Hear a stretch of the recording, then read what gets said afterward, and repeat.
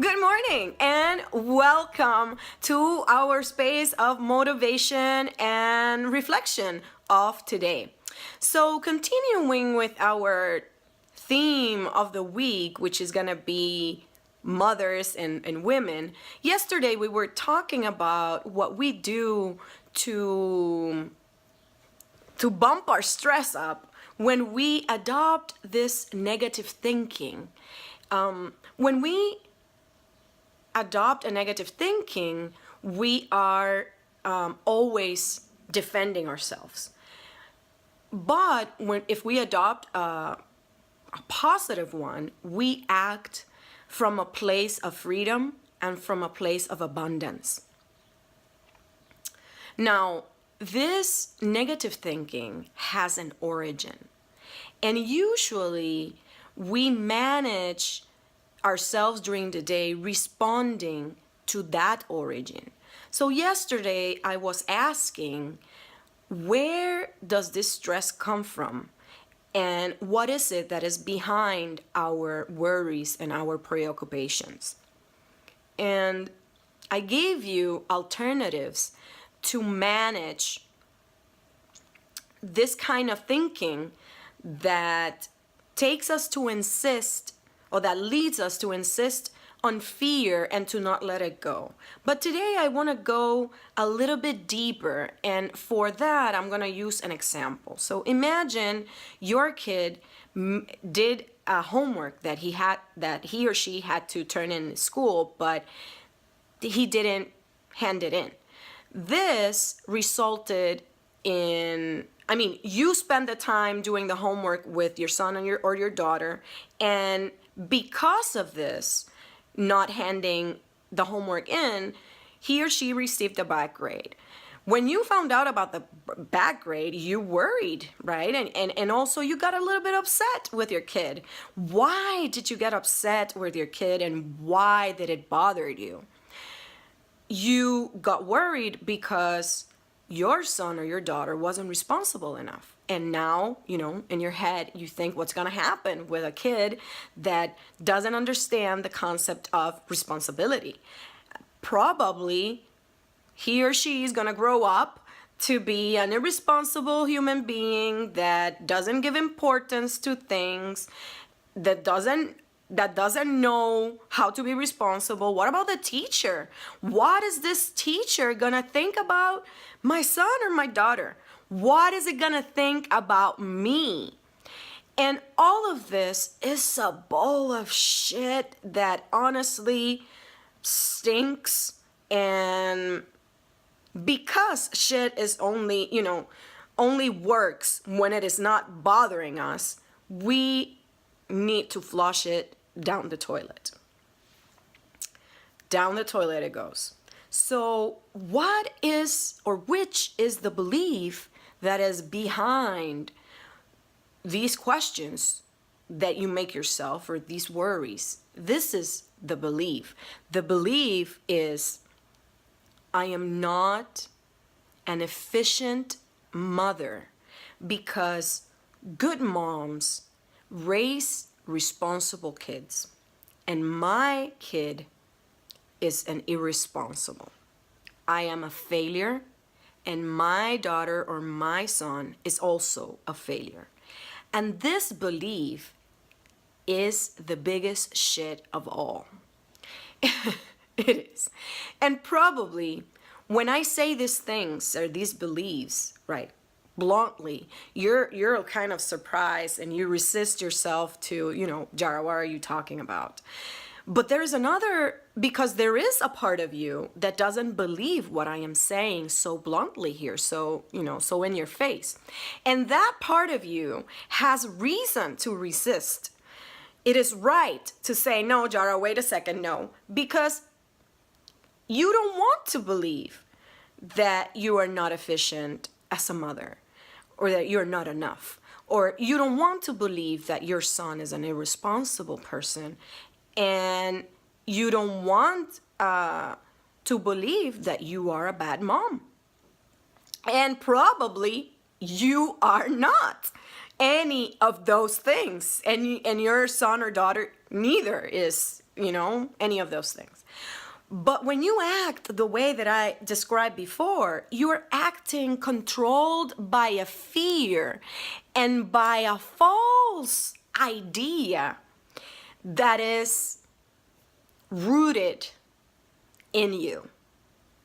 It is deep in you because it provoked that thought and that questioning inside your mind. These questionings comes from there, from there. And when we act guided by this rooted beliefs and not by the beliefs that free us, in this example in particular, it would have been easier for you, freer for you, if instead of making the homework with your kid, you would just make sure that your kid did their homework on their own. And that the kid had put a lot of effort into it. You was guiding, right? And of course, depending on the kid's age, we don't want a 2-year-old making a homework that he can't make or that she can make. But then if you just lead and guide, you don't take the responsibility, right? And if the kid gets a bad grade because he or she didn't hand in the homework as they were supposed to, the only thing you need to do is make them see that that was their responsibility and that the effort that they put into making that job or to making that paper or to making that project deserved that he or she handed it in time to not get a bad grade. And to not get a bad grade in the future, they have to be attentive, and they have to pay attention to what they are supposed to do, what is supposed to be their job or their task or their responsibilities, right? So the consequence of their inaction is what should show what they are supposed to learn: responsibility, self-love, and independence. Whatever the teacher thinks, it's the teacher's problem and it's the teacher's responsibility. It has nothing to do with you. Being a good mom does not guarantee how our sons are going to turn up to be or who they're going to grow up to be.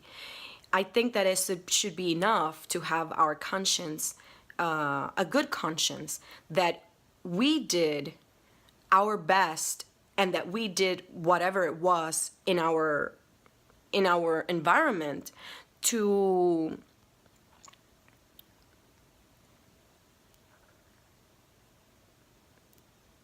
meet our responsibilities as a parent.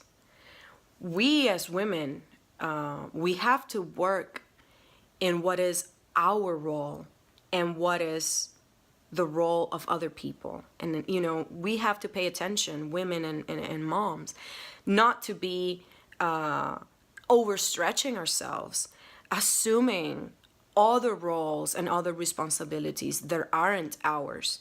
We need to be fair with ourselves and fair with other people.